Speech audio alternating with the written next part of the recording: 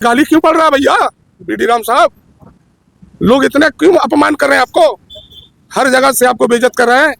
तरफ आरक्षण बचाने वाले के ग्रुप है, देश बचाने वाले का ग्रुप है, संविधान बचाने वाले के ग्रुप है जो हम लोग हैं, और दूसरे तरफ भारत का सारा संपत्ति को बेचने वाला ग्रुप है, वो मोदी है, आरएसएस है। मुकम्मल है इबादत, वतन पे ईमान रखता हूँ, वतन की शान की खातिर तलहटी पर जान रखता हूँ। क्यों देखते हो मेरी आंखों में पाकिस्तान का नक्शा? मैं सच्चा हिंदुस्तानी हूँ, हिंदुस्तान का नक्शा रखता। क्या बात, रेल बनाया था मोदी, बड़े बड़े इंस्टीट्यूट बना हुआ मोदी बनाया है, बड़े बड़े जितने फ्लाईओवर बना हुआ मोदी बनाया है। क्या बनाया मोदी? केवल जात और पात, केवल बनाया हिंदू मुस्लिम लाख चतुर है मोदी। वही मंत्र जानता है कि हिंदुस्तान का दिमाग को बदलना चाहता है, डाइवर्ट करना चाहता है। अब वो खेल एक बार चलेगा ना, भगवान को कभी जोड़ दे, कभी अडानी अंबानी के बारे में। अडानी अंबानी का मित्र कौन है और चौस्की कौन है? ये सब जितने भी बड़े बड़े हमारे संपत्ति को लेकर बाहर चले गए कौन है? आज रेल भारतीय रेल दिखता था, आज भारतीय रेल को देखिएगा अडानी रेल हो गया। नमस्कार दोस्तों, आप देख रहे हैं संतोष मेहरा ऑफिशियल यूट्यूब चैनल। 9 मई को जो रोड शो हुआ था शाम के 5 बजे से शिवाजी मैदान से पूरा शहर में जो घुमाया गया था, एक बृहद जन सैलाब उभरा था पूरे मार्केट में। ये कहीं भी छुपने छुपाने की बात नहीं है, जो सच्चाई है। लेकिन अभी का जो खबर है कि आपके प्रत्याशी आपके द्वार कार्यक्रम में चैम्बर ऑफ कॉमर्स के द्वारा एक कार्यक्रम रखा गया है शाम के 6 बजे से लेकर के रात में 9 बजे तक, जिसमें चैम्बर ऑफ कॉमर्स के आनंद शंकर जी के द्वारा कहा गया है कि आपके प्रत्याशी आपके द्वार कार्यक्रम में जो भी पत्रकार शामिल होंगे वो डायरेक्ट सवाल बीडी राम जी से नहीं करेंगे। उस कार्यक्रम में सिर्फ बीडी राम जी ही रहेंगे, भाजपा प्रत्याशी। उसमें ये मामला आया है, जो मेन है कि कोई भी पत्रकार डायरेक्ट सवाल ना करके जो मीडिया प्रभारी है वहाँ पे, ठीक है, मीडिया प्रभारी को अपने चिट पुर्जा में लिख करके उनको देंगे कि हमको इस मुद्दे पे आप बात करनी है भाजपा प्रत्याशी बीडी राम जी से, और वो जो मीडिया प्रभारी है वो सवाल करेंगे बीडी राम से। तो अचानक ये आपके प्रत्याशी आपके द्वार कार्यक्रम होना और जस्ट एक दिन पूर्व ममता भूया का रोड शो होना जिसमें जनसैलाब बुढ़ा, तो क्या एक ऐसा संशय बनने लगा है क्या कि एक बार सांसद बीजेपी के सांसद प्रत्याशी को सभी लोगों के सामने आना चाहिए?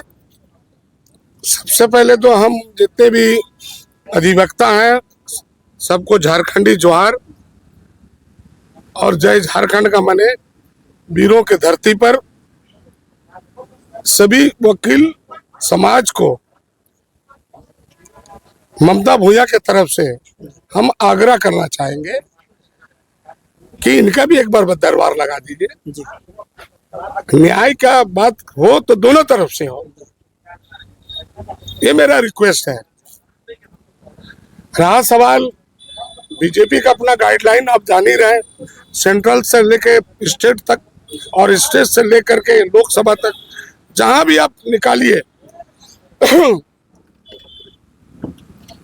किसी भी लोकसभा में जितने भी भाजपा के सांसद हैं वो क्षेत्र में जनता से दूरी रहा, केकोस दूरी रहा, और उसमें आज जनता से अगर कोई सवाल पूछना है तो बीडी राम से क्यों नहीं पूछेगा कि आप क्षेत्र में काम किए कि नहीं किए। अब चौथा स्तंभ होता देश का, न्यायपालिका, कार्यपालिका, विधायिका और पत्रिका, ये चौथा स्तंभ है। ये पूरा निष्पक्ष होते हैं। ठोक करके बोले बीडी राम साहब कि मैं जनता के बीच में इतना समय दिया हूं, मुझे वोट दो। इतना गाली क्यों पड़ रहा है भैया बीडी राम साहब? लोग इतने क्यों अपमान कर रहे हैं आपको? हर जगह से आपको बेइज्जत कर रहे हैं। बिहार न्यायालय में आप माननीय वकील साहब से गुजारिश है कि हमारे ममता जी को भी आप थोड़ा समय दें इनसे भी पूछे कि ममता जी काम करेगी कि नहीं करेगी। जीते तो जरूर हम, उससे घबरा गए हैं। कल का कार्यक्रम से बीडी राम साहब जो जन सैलाब उमड़ा रोड शो में, जो पद यात्रा में, महागठबंधन जो है हमारे इंडिया का, उससे घबरा गया। सभी लोग उसमें घबरा करके इस तरह के अभी कार्यक्रम में अलबल करना चाह रहा तो करे, अब उससे हम लोग फर्क नहीं पड़ेगा। नहीं सर, तो पत्रकार, मेरा एक सवाल है सर, क्योंकि आप दोस्तों मैं बताना चाहता हूं कि नाम दुलाल भुइयां 3 बार विधायक रह चुके हैं और 2 बार मंत्री रह चुके हैं, और अभी भुइयां समाज के अध्यक्ष भी हैं, राष्ट्रीय अध्यक्ष हैं। तो सर मेरा सवाल ये है कि अगर पत्रकार है जी, और जो ममता भुइयां जो इंडिया गठबंधन के जो प्रत्याशी है पलामू लोकसभा क्षेत्र से, उनके भसुर भी हैं, तो सर मेरा सवाल अभी भी वही है कि क्या पत्रकार आखिर डायरेक्ट सवाल प्रत्याशी से क्यों नहीं पूछ सकता है?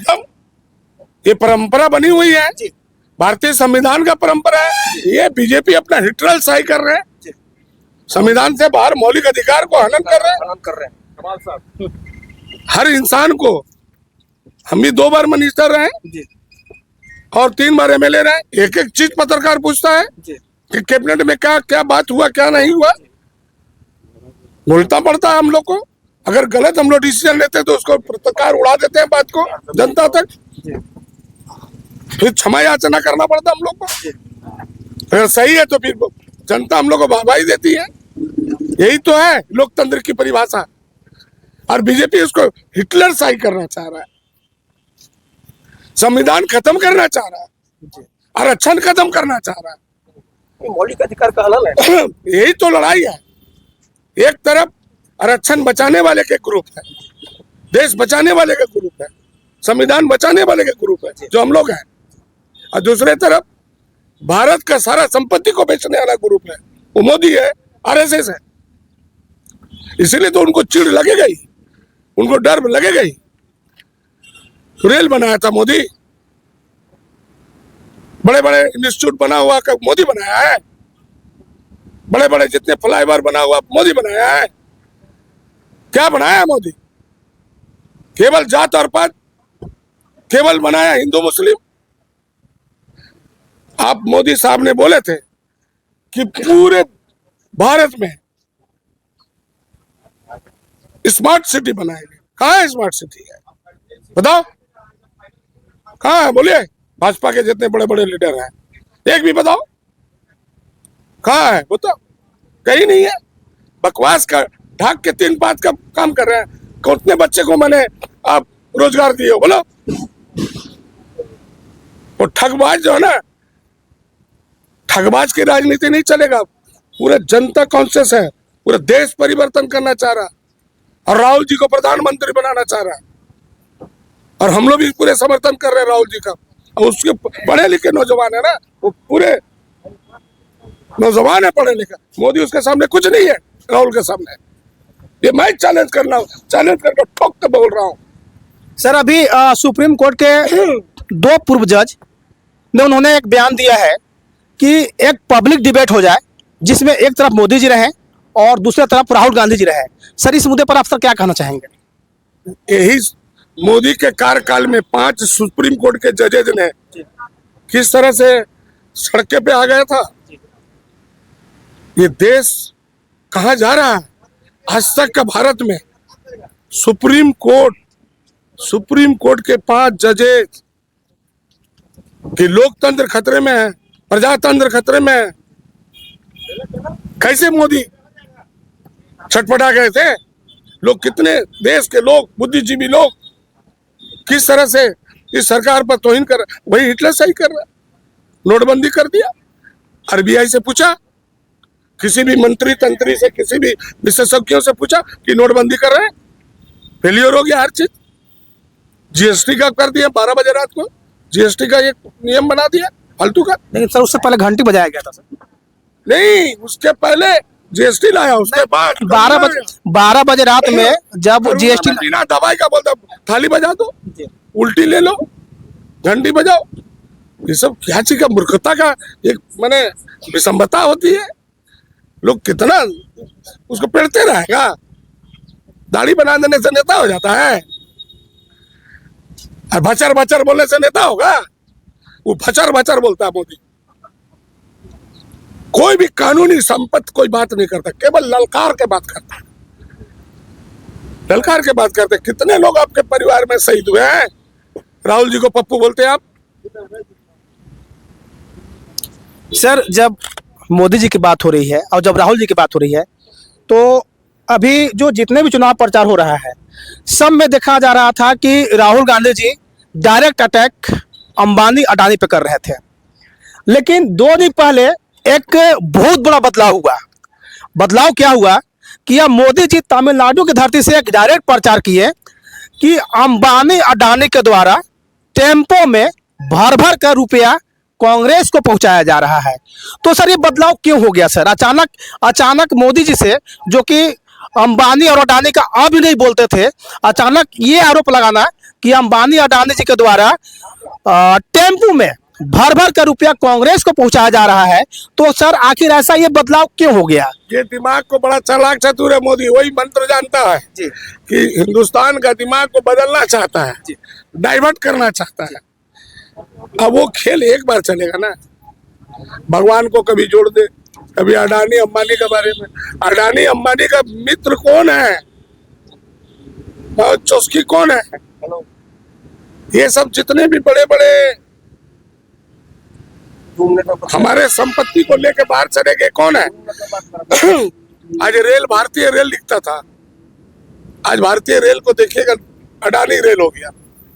अंतरराष्ट्रीय हवाई अड्डा में लिखा जाता था भारतीय इंडिया, अब उसमें अडानी। मैंने खेला को पलटना चाह रहा कि टेम्पो में राहुल जी के पास जा रहा पैसा। हाय रे बापा, ठास ठास के बीजेपी ऑफिस में चला गया। शर्म आ रहा। अब जान रहा है कि राहुल जी बनेंगे प्रधानमंत्री तो कौन कौन लोग माने काला पानी का सजा होगा, समझ में आ रहे हैं? ये जो सेना हमारे मरे हैं पुलवामा में, हमारा देश के प्रधानमंत्री जिम्मेवार नहीं है, गृह मंत्री जिम्मेवार नहीं है, रक्षा मंत्री जिम्मेवार नहीं है। जनता को नहीं बताएंगे? उसका जांच चल रही है। इतना आईडीएस आया कहाँ? 350 किलो कहाँ से आया? जांच नहीं होता है, पॉकेटमार का जांच हो जाता है। इतना बड़ा सेना मर गया, चुपचाप मटियाया हुआ है। हम लोग छोड़ेंगे? इतना प्राण चला गया जी। 750 किसान मर गए, तड़प तड़प के किसान मर गया। अपना क्या डिमांड था उसका? एमएसपी बिल को सख्ती से उनको लागू करो। इतना किसान मर गए, इतने नोटबंदी में लोग मर गए। ये सब छोड़ेंगे हम लोग? छोड़ने वाले नहीं है। सबको काला पानी का सजा होगा। वो हम लोग को तो जेल ढुका रहे थे ना, इन लोग हम लोग काला पानी का सजा देंगे। दोस्तों, आज मैं जिससे बात कर रहे थे वो दुलाल भुइयां जी हैं। वो 2 बार मंत्री रह चुके हैं और 3 बार विधायक रह चुके हैं। लेकिन इंडिया महागठबंधन में पलामू लोकसभा क्षेत्र में एक चेहरा और दिखता है। उम्र जहां तक हमें लगता है कि 50 से पार होगा, लेकिन हमेशा चश्मा और टोपी लगाए हुए रहते हैं। मतलब आप उनको देवानंद बोल सकते हैं। आज हमें लगा कि थोड़ा उनसे ही बात कर लूं। सर, आप इतने दिन से साथ में हैं, उसके बाद भी चेहरा पर वही मुस्कुराहट, वही चश्मा और टोपी का वही स्टाइल। ये सर, इससे क्या कह सकते हैं सर? सबसे पहले मैं अपना नाम बता दीजिए। मेरा नाम लालू वीरेंद्र सिंह हुआ और सबसे पहले मैं आप सबको झारखंडी जोहार करना चाहूँगा। रही बात मुस्कुराहट की, तो सदैव मुस्कुराहट रहेगी। क्या बात है? इसलिए रहेगी कि जो हमको 10 साल से चपरासी के चौकीदार के भी दृष्टि से नहीं देखता था, वो आदमी हताशा के ओर बढ़ रहा है। मुस्कुराहट तो रहेगी ही। पंडित दीनदयाल उपाध्याय ये लिख गए थे अपने डायरी में कि यदि जो कोई अयोग्य व्यक्ति किसी कारणवश, मतलब कि समझ लीजिए कि तेरा पैच करके अच्छे दल से टिकट लेने में कामयाब हो जाता है तो उसका निर्णय, उसका फैसला आम जनता करेगी। आज आम जनता उसका निर्णय कर रही है, उसको देख करके मैं मुस्कुरा रहा हूँ। वाह क्या बात है। यानी कि आपका मुस्कुराहट का मेन राज यही है। मुकम्मल है इबादत, मुकम्मल है इबादत। वतन पे ईमान रखता हूँ, वतन की शान की खातिर तलहटी पर जान रखता हूँ। क्या बात। क्यों देखते हो, क्यों देखते हो मेरी आंखों में पाकिस्तान का नक्शा? मैं सच्चा हिंदुस्तानी हूँ, हिंदुस्तान का नक्शा रखता हूं। क्या बात। बहुत बहुत धन्यवाद सर। ये हुआ।